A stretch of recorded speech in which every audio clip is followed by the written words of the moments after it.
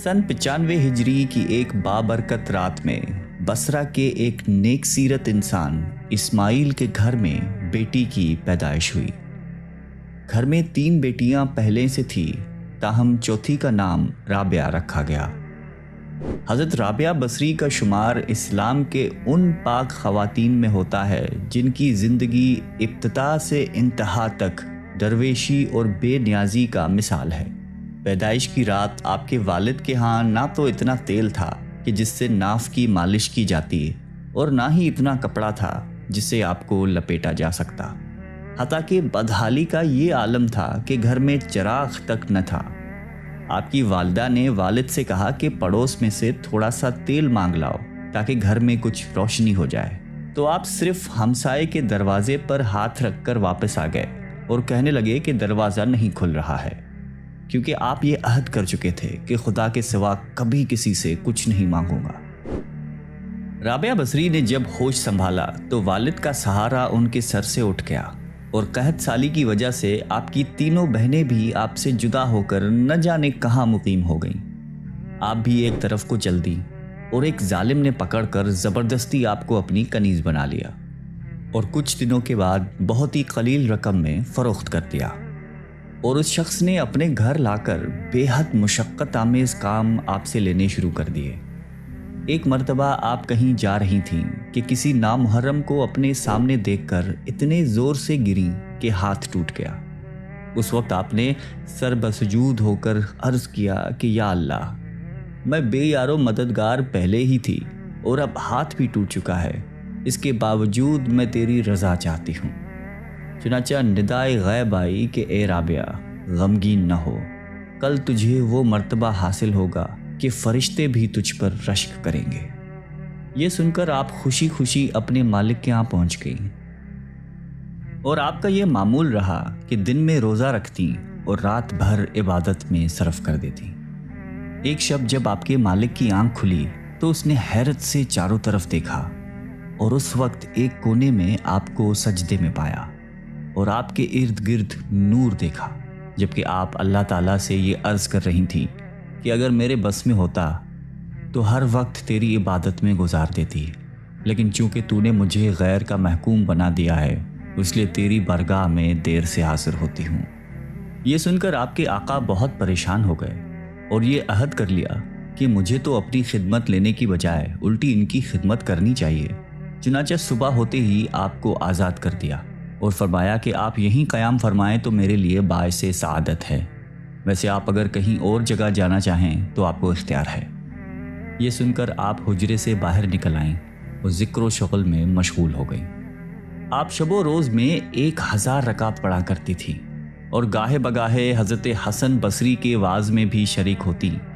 एक रिवायत में ये भी है कि इब्तिदा में आप घाती बजाती थी, बाद में तौबा तायब होकर जंगल में गोशा नशीनी अख्तियार कर ली। आपने उलूम ज़ाहिरी हासिल करने के लिए कूफे का रख्त सफ़र बांध लिया, जो अपने वक्त में बहुत बड़ा इल्मी मरकज़ था।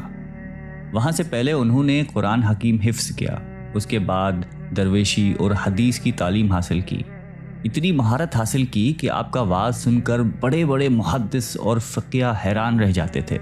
उनकी बारगाह मारिफत में बड़े बड़े उलमा और सूफिया हाजिर होते थे। उनमें सरे फ़हरिस्त इमाम सुफियान सूरी हैं, जिन्हें अमीरुल मोमिनीन फिल हदीस कहा जाता है। उसके अलावा हज़रत मालिक बिन दीनार रहमतुल्लाह अलैह भी हज़रत राबिया बसरी से नहायत अक़ीदत रखते थे। हज़रत राबिया बहुत कम गुफ्तगू करती थी।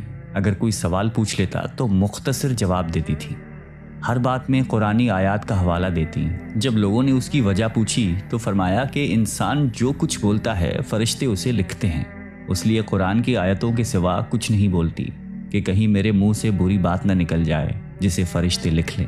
हज़रत इमाम गज़ाली रहमतुल्लाह अलैह अपनी किताब इहया उलूमुद्दीन में फरमाते हैं कि हज़रत राबिया ने अपने अशार में गरज़ और आरज़ू की जिस बहस का जिक्र किया है उससे मुराद अल्लाह ताला के एहसान और इनाम है जो वो अपने बंदों पर रवा रखता है, और जिस हुबे इलाही का जिक्र किया गया है उससे मुराद दीदार इलाही और जमाल खुदाबंदी है, और यही मोहब्बत सबसे बेहतर और बरतर है। एक दफ़ा लोगों ने आपसे सवाल किया कि आप निकाह क्यों नहीं करती, तो फरमाया कि मुझे 3 बातों का अंदेशा है, अगर उनमें से मुझे निजात मिल जाए تو میں نکاح کر لوں۔ پہلی یہ کہ مرتے وقت ایمان سلامت لے جاؤں گی یا نہیں؟ لوگوں نے کہا کہ معلوم نہیں۔ آپ نے فرمایا کہ دوسری یہ کہ میرا اعمال نامہ دائیں ہاتھ میں دیا جائے گا یا بائیں ہاتھ میں، اور تیسرا یہ کہ قیامت کے دن ایک گروہ کو بشت میں دائیں طرف سے لے جایا جائے گا اور دوسرے گروہ کو بائیں طرف سے، تو میں کس جانب سے جاؤں گی؟ لوگوں نے جواب دیا کہ ہمیں تو علم ہی نہیں ہے۔ تو حضرت رابعہ فرماتی ہیں کہ جسے اتنے سارے غم ہوں وہ عورت شوہر کی خواہش کیسے کر سکتی ہے؟ اس کا دل ہر وقت خوف الہی سے معمور رہتا تھا۔ وہ اپنے خوف جہنم اور خواہش جنت سے بے نیاز ہو کر خدا کو یاد کرتی تھی۔ ان کا عقیدہ یہ تھا کہ خدا کو یاد کیا جائے کیونکہ وہ وحدہ لا شریک ہے۔ اس محبت کا مقصد باری تعالیٰ کی خوشنودی حاصل کرنا ہو، اس کا دیدار حاصل کرنا ہو۔ آپ ہمیشہ روتی تھی، فرمایا کرتی تھیں کہ میں نے صرف اللہ تعالیٰ ہی سے محبت کی ہے، ڈرتی ہوں کہ مرتے وقت آواز نہ آئے کہ رابعہ تو ہمارے لائق نہیں۔ وہ ہمیشہ کھردرے کمبل کا کرتا پہنتی تھیں اور وصیت فرماتی تھیں کہ مرنے کے بعد اسی میں دفن کی جاؤں۔ ان کے انتقال کے بعد ایک خاتون نے انہیں خواب میں دیکھا کہ بہت ہی قیمتی ریشمی کرتا پہنے ہوئی تھی۔ خاتون نے سوال کیا کہ کمبل کا کرتا کہاں گیا؟ تو جواب میں کہنے لگی کہ رحمان نے اس کرتے کی بدلے میں یہ کرتا عطا فرمایا ہے۔ اس عورت نے کہا کہ قرب الہی کے حصول کا کوئی طریقہ بتائیں۔ تو جواب دیا کہ قرب الہی کے لیے یاد الہی سے بہتر کوئی چیز نہیں۔ اکثر وہ اشعار پڑھا کرتی تھیں جن کا ترجمہ کچھ یوں ہے: اے میرے آقا، بندے خلوتوں میں تیرا قرب ڈھونڈتے ہیں، تیری عظمت کے گیت سمندر میں مچھلیاں گاتی ہیں، اور تیرے مقدس جلال کی وجہ سے موجیں ایک دوسرے سے ٹکراتی ہیں۔ دن کی روشنی، رات کی تاریکی، گھومنے والے آسمان، منور چاند، چمکیلے تارے سب تیرے سامنے سجدہ کرتے ہیں، اور ہر چیز ایک انداز کے مطابق ہے کیونکہ تو غنی اور قہار ہے۔ وہ اپنی دعائیں اپنے اشعار کے ذریعے بیان کرتی تھی۔ اس دعا کو اکثر راتوں کو چھت پر جا کر پڑھا کرتی تھی: اے میرے مالک، ستارے چمک رہے ہیں اور سب لوگوں کی آنکھیں نیند سے بند ہیں اور ہر کوئی اپنی خلوت میں ہے، میں یہاں تیرے ساتھ اکیلی ہوں۔ اے مالک، اگر میں دوزخ کے عذاب کے خوف سے تیری عبادت کرتی ہوں تو تو مجھے دوزخ میں جھونک دے۔ اگر میں جنت کی توقع میں تیری عبادت کرتی ہوں تو مجھے جنت سے محروم کر دے، لیکن اگر میں محض تیری خاطر عبادت کرتی ہوں تو مجھ سے اپنے حسن لا زوال کو پوشیدہ نہ رکھنا۔ وہ فرماتی تھیں کہ کوئی انسان کس طرح توبہ کر سکتا ہے جب تک اس کا مالک اس کو اس کی توفیق عطا نہ کرے اور اسے قبولیت نہ بخشے۔ اگر وہ تمہاری طرف رخ کرے گا تو تم بھی اس کی طرف رخ کرو گے۔ فرماتی تھیں کہ اللہ تعالیٰ سے قناعت پسند دل مانگو، یہ بہت بڑی نعمت ہے۔ دل کو قابو میں رکھنا اور اختیار ہونے پر ناجائز خواہشوں کو روکنا مردانگی ہے۔ ایک مرتبہ لوگوں نے عرض کیا کہ آپ کی شیرین بیانی تو اس قابل ہے کہ آپ کو مسافر خانے کا نگران مقرر کر دیا جائے۔ فرمایا کہ میں تو خود ہی اپنے مسافر خانے کی محافظ ہوں، کیونکہ جو کچھ میرے اندر ہے اسے باہر نکال دیتی ہوں، اور جو میرے باہر ہے اس کو اندر جانے نہیں دیتی۔ اس لیے مجھے کسی کی آمد و رفت سے کوئی سروکار نہیں ہے، کیونکہ قلب کی نگہبان ہوں، خاکی جسم کی نہیں۔ ایک مرتبہ آپ سے سوال کیا گیا کہ آپ ابلیس کو دشمن تصور کرتی ہیں؟ فرمایا کہ میں تو رحمان کی دوستی میں مشغولیت کی وجہ سے ابلیس کی دشمنی کا تصور ہی نہیں کرتی۔ عالم خواب میں حضور اکرم صلی اللہ علیہ وآلہ وسلم نے آپ سے فرمایا کہ کیا تو مجھے محبوب رکھتی ہے؟ تب رابعہ نے عرض کیا کہ وہ کون بد نصیب ہوگا جو آپ کو محبوب نہ رکھتا ہو، لیکن میں تو حب الہی میں ایسی غرق ہوں کہ اس کے سوا کسی کی محبوبیت کا تصور تک نہیں آتا۔ یہی وجہ ہے کہ میں کسی کی محبوبیت کا احساس تک باقی نہیں رکھتی۔ لوگوں کے اس سوال پر کہ محبت کیا شے ہے، آپ نے فرمایا کہ محبت ازل سے ہے اور ابد تک رہے گی، کیونکہ پورے عالم میں کسی نے اس کا ایک گھونٹ تک نہیں چکھا، جس کے نتیجے میں محبت اللہ تعالیٰ میں ضم ہو کر رہ گئی۔ ایک مرتبہ کسی نے سوال کیا کہ آپ جس کی عبادت کرتی ہیں کیا وہ آپ کو نظر بھی آتا ہے؟ تو فرمایا کہ اگر نظر نہ آتا تو عبادت کیوں کرتی؟ لوگوں نے جب آپ سے سوال کیا کہ خدا بندے سے کس وقت خوش ہوتا ہے، فرمایا کہ جب بندہ محنت پر اس طرح شکر ادا کرتا ہے جیسا کہ نعمت پر ادا کرتا ہے۔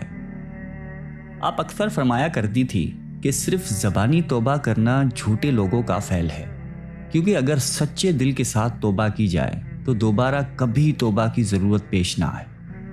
پھر فرمایا کہ معرفت توجہ اللہ کا نام ہے، اور عارف کی شناخت یہ ہے کہ وہ خدا سے پاکیزہ قلب طلب کرے، اور جب عطا کر دیا جائے تو پھر اسی وقت اس کو خدا کے حوالے کر دے، تاکہ حجابات حفاظت میں محفوظ رہ کر مخلوق کی نگاہوں سے پوشیدہ رہیں۔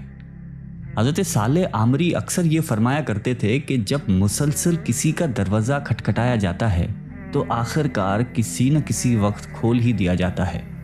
رابعہ بصری نے آپ کا یہ جملہ سن کر سوال کیا کہ آخر وہ کب کھلے گا، کیونکہ وہ تو کبھی بند ہی نہیں ہوا۔ یہ سن کر حضرت صالح کو آپ کی دانش مندی پر مسرت ہوئی اور اپنی کم عقلی پر رنج ہوا۔ کچھ لوگ زیارت کے لیے حاضر ہوئے تو دیکھا کہ آپ دانتوں سے گوشت کاٹ رہی ہیں۔ انہوں نے سوال کیا کہ آپ کے یہاں چاقو چھری نہیں ہے جو دانتوں سے کام لے رہی ہیں؟ فرمایا کہ میں محض اس خوف سے چاقو چھری نہیں رکھتی کہ کہیں وہ میرے اور میرے محبوب کے رشتے کو منقطع نہ کر دے۔ ایک مرتبہ آپ نے 7 شب و روز مسلسل روزے رکھے اور شب میں قطعاً آرام نہیں کیا، لیکن جب 8ویں دن بھوک کی شدت کی نفس نے فریاد کی کہ مجھے کب تک اذیت دوگی، تو اسی وقت ایک شخص کھانے کو کوئی شے پیالے میں لے کر حاضر ہوا۔ آپ لے کر شمع روشن کرنے اٹھیں، اسی وقت گر کے ٹوٹ گیا۔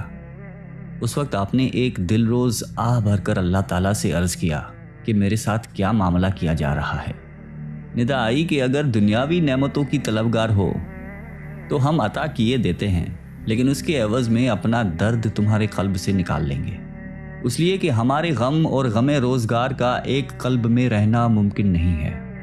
یہ ندا سنتے ہی دامن امید چھوڑ کر اپنا دل دنیا کی محبت سے اس طرح خالی کر دیا کہ جس طرح موت کے وقت مرنے والا امید زندگی ترک کر قلب کو دنیاوی تصورات سے خالی کر دیتا ہے، اور اس کے بعد آپ بھی دنیا سے اس طرح کنارہ کش ہو گئیں کہ ہر صبح یہ دعا کرتی کہ اللہ مجھے اس طرح اپنی جانب متوجہ فرما لے کہ اہل جہان مجھے تیرے سوا کسی کام میں مشغول نہ دیکھیں۔ حضرت عبد الواحد عامری بیان کرتے تھے کہ ایک مرتبہ میں اور حضرت سفیان ثوری رابعہ بصری کے مزاج پرسی کے لیے حاضر ہوئے تو کچھ ایسے مرطوب ہوئے کہ لب کشائی کی ہمت ہی نہیں ہو سکی، حتیٰ کہ رابعہ نے خود ہی فرمایا کہ کچھ گفتگو کیجیے، تو ہم دونوں نے عرض کیا کہ اللہ تعالیٰ آپ کا مرض دور فرما دے۔ رابعہ نے فرمایا کہ اللہ تعالیٰ آپ کا مرض دور فرما دے، اور میں اس عطا کردہ کرشمے کا شکوہ کیسے کر سکتی ہوں، کیونکہ یہ کسی دوست کے لیے بھی مناسب نہیں کہ رضائے دوست کی مخالفت کرے۔ پھر حضرت سفیان نے پوچھا کہ آپ کو کسی شے کی خواہش ہے؟ فرمایا کہ تم صاحب معرفت ہو کر ایسا سوال کرتے ہو، اور بصرہ میں کھجور کی موجودگی کے باوجود 12 سال سے کچھ کھانے کی خواہش ہے، لیکن میں نے محض اس لیے نہیں چکھی کہ بندے کو اپنی مرضی کے مطابق کوئی کام نہیں کرنا چاہیے، کیونکہ رضا الہی کے بغیر کوئی کام کرنا کفر کے ہم معنی ہیں۔ پھر حضرت سفیان نے اپنی دعا کے لیے درخواست کی تو فرمایا کہ اگر تمہارے اندر حب دنیا نہ ہوتی تو تم نیکی کا مجسمہ ہوتے۔ انہوں نے عرض کیا کہ یہ کیا فرما رہی ہیں؟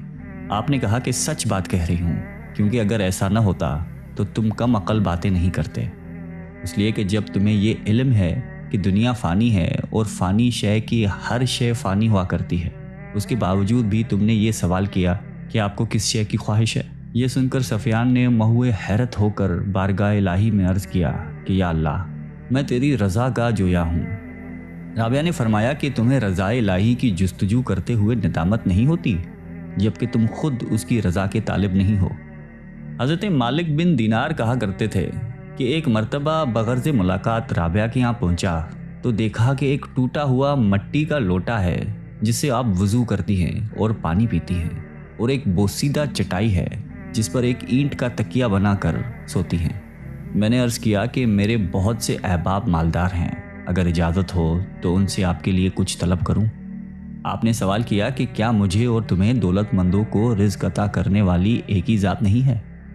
تو پھر کیا درویشوں کو ان کی غربت کی وجہ سے اس ذات نے فراموش کر دیا ہے؟ میں نے عرض کیا کہ ایسا تو نہیں ہے۔ فرمایا کہ جب وہ ذات ہی فرد کی ضروریات سے واقف ہے تو پھر ہمیں یاد دہانی دلانے کی کیا ضرورت ہے، اور ہمیں اس کی خوشی میں خوش ہونا چاہیے۔ مشائخین بصرہ میں سے ایک شیخ آپ کے ہاں جا کر بیٹھے اور بیٹھے بیٹھے دنیا کی شکایتیں کرنے لگے، تو رابعہ نے فرمایا کہ غالباً آپ کو دنیا سے بہت لگاؤ ہے، کیونکہ جو شخص جس سے زیادہ محبت کرتا ہے اسی کا ذکر بہت زیادہ کرتا ہے۔ اگر آپ کو دنیا سے لگاؤ نہ ہوتا تو آپ کبھی دنیا کا اس کثرت کے ساتھ ذکر نہ کرتے۔ وفات کے وقت آپ نے مجلس میں حاضر مشائخین سے یہ فرمایا کہ آپ حضرات یہاں سے ہٹ جائیں، ملائکوں کے لیے راستہ چھوڑ دیں۔ چنانچہ سب باہر آ گئے اور دروازہ بند کر دیا۔ اس کے بعد اندر سے یہ آواز سنائی دی کہ اے مطمئن نفس، اپنے مولا کی جانب لوٹ چل۔ اور جب کچھ دیر کے بعد اندر سے آواز آنا بند ہو گئی تو لوگوں نے جب اندر جا کر دیکھا تو روح قفس انصری سے پرواز کر چکی تھی۔ مشائقین کا قول ہے کہ رابعہ نے خدا کی شان میں کبھی کوئی گستاخی نہیں کی اور نہ کبھی دکھ سکھ کی پرواہ کی، اور مخلوق سے کچھ طلب کرنا تو درکنار، اپنے مالک حقیقی سے بھی کچھ نہیں مانگا، اور انوکھی شان کے ساتھ دنیا سے رخصت ہو گئیں۔ انا للہ و انا الیہ راجعون۔ اللہ تعالی ہم سب کو قلب سلیم عطا فرمائے اور قرآن اور حدیث پہ چلنے کی توفیق عطا فرمائے۔ آمین۔